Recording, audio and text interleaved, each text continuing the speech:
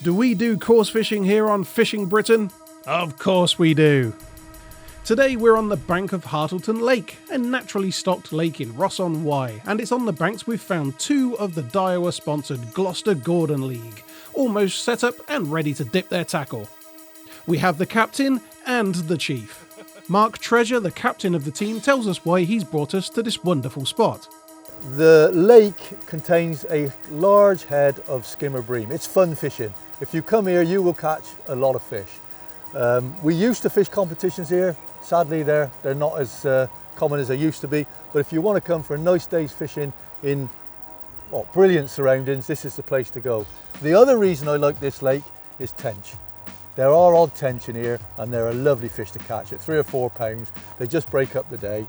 But the other bonus, in my eyes, there's no carp in here that are going to bother us. Most commercial fisheries, you can't fish for roach or skimmers without having to deal with carp. And I'm old school. I like to catch natural fish and not necessarily fish stock ponds. So that's just me. Talking of old school, I think the bell just went and it's time to start making the lunches. What I'm going to do is mix up my ground bait for skimmers. Now, we don't need a lot of ground bait here. We're pleasure fishing. There's no need to get my big cement mixer out and mix up kilos of ground bait. So I'm just going to mix up a bit of sweet F1 fish meal. But again, I'm going to mix it 50-50 with brown crumb. Skimmers love brown crumb. This cost me a few pounds for a lot of kilos. This costs £6 a bag. It's neat. You're going to get a reputation of being tight, but it's another money-saving idea. So I'll put in about 50-50. Don't need a lot. So I'm going to mix it on the wet side. I'll mix it once. I'll let it sort of soak in a little bit, and then I'll put it through a riddle. Now, people say, well, why did you put it through a riddle? Is it to get all the bits and pieces out? No, it's not. It just makes it even wetness. That's all you riddle it for. The other thing to note, I'm not going to colour it. On clear waters, you might put some black dye in. Fish seem to sit more comfortably over a dark ground bait. But if you look at the colour of this water, it's red. Okay, so the soil around here is red. So that water is red colour all the time, always thickly sort of coloured. So I'm just going to use it natural. That's as close to the lake bed as I'm going to get. Making it darker isn't going to help me. It's an amazing consistency, look at that. I just say even wetness, no big lumps, no coagulation. The coarseness depends on the coarseness of the bits that you use, depends on what you expect to catch. If there's a lot of big bream and skimmers or big fish, then you're going to want a coarser mix. If you're expecting it to be a little bit harder, the bites are going to be less easy to come by, then you want a finer mix, because what you don't want to be doing is the fish to eat the ground bait and not your maggot or your worm. So that to me, it smells lovely. I won't say I'm going to eat it, but... Don't tell us you haven't tried it, Mark. On the next peg is Dave Micklewright, or known to the fishing world as the Chief. Between them, they thought, as it's a natural lake, that they would see who could catch 3 different species, but Dave is already at a disadvantage. Well, I've never been to this place before. I've got absolutely no idea. I think I've been nobbled by my captain a bit. I've no idea. I believe there's skimmers in here, so that's a definite target fish. Roach, I'm told, maybe. And then I'm really in the dark. He's not really saying much. He said there's the odd tench and the odd perch, but who really knows? But I think in terms of tactics, probably set 2 lines up, one close, probably about 5-6 yards out, and one probably about 12 yards out, just to spread it out a bit, and also to put different baits to see if we can see what we can attract on the different menus or the different tables I'm going to lay for the fish. So on the inside, I think we'll probably loose feed some casters and hemp, so get them gently dropping through the water and hopefully attract some of the fish that feed up in the water, like roach, rudd maybe, I'm not sure if there's any in here. And then put a rig which is very, very light, but shotting is spread out in order that the bait is dropping down with the loose feed. Don't want to put a big weight down the bottom and get it down through the fish. Want to slow it right down so it's dropping down through. And then on the further rig, and I'm going to put some pellets, some dampened pellets down on there, so a bit more sort of ground baity rather than just the loose feed. Like us here at Fishing Britain, when you're sponsored by a top brand such as Daiwa, you are looked after when it comes to great top-of-the-range gear. Like our Target Challenge seat box, for instance. But you do have to prove that you can use it and that you'll look after it. After all, you have branding responsibilities and all that.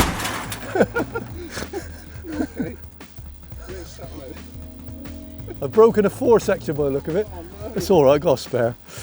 Yeah, what happened was I had the pole on there and I've just slipped over it and landed on the tray and it's bust against the tray.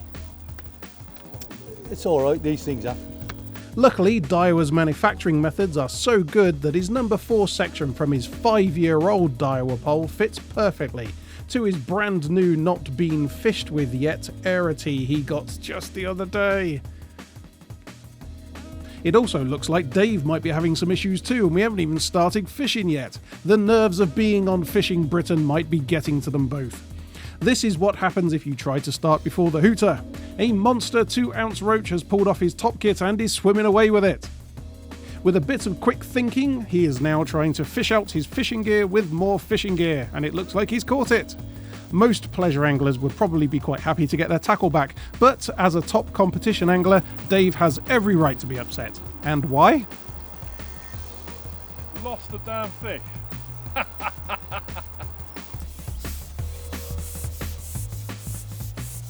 With their tackle reset, let's get the tri-species friendly underway. Mark starts with a single caster and Dave kicks off with a worm.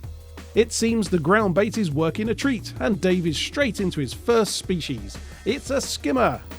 Oh, I've got a fish on. Oh, that's not a perch, is it? Skimmer.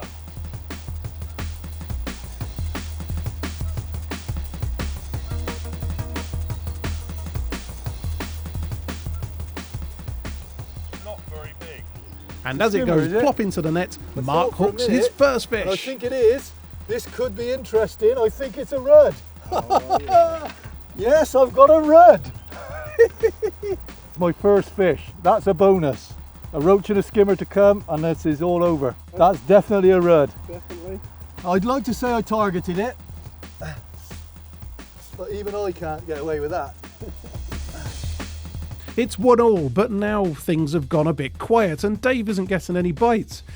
An angler with his amount of experience and skill, it surely can't be his setup. He's got the right float, the right depth, the right spot. Well, probably why I didn't get a bite then was the fact that there was no bait on the hook. Always best to have bait on the hook, Dave, but what's the strangest one you've ever used? Jelly babies. I tried a double jelly baby to start with on a very large hook. Hooked the green one through the head and the red one through the foot, very important. Put them in, and as soon as the bloody thing hit the bottom, the elastic went around. It was a 12-pounder, I couldn't believe it. Nearly ripped the lot out of my hand. I was absolutely amazed when it went under. Wasn't even looking. Suddenly, whoa! Oh yeah. Is it a perch? It's a perch.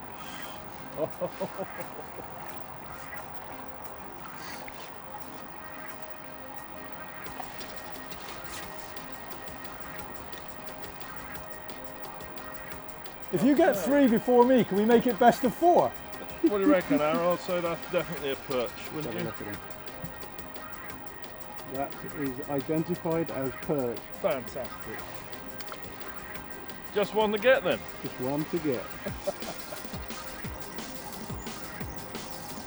It's a perch. I know. I thought I stole the show there. Right, you're in trouble now, Dave. I'm going for a skimmer. Oh no, yeah, This- you got This is the banker now. you got the weird rod, haven't you? Again, suckers for red maggots, perch. Worms, red maggots. So, I'm going to change my rig now. I'm going down the pellet. I'm going to see if I can catch a skimmer. This is very tight. I'm more stressed about this than I am in a match. The light's changed. I'm going to go out for a skimmer. I've got a yellow top float and I'll not see it out on the line I'm going to fish for skimmers. So what I'm going to do is I'm going to whiten the float top up first of all, and then put some black paint on the top. Black against that white background should be perfect for me to see.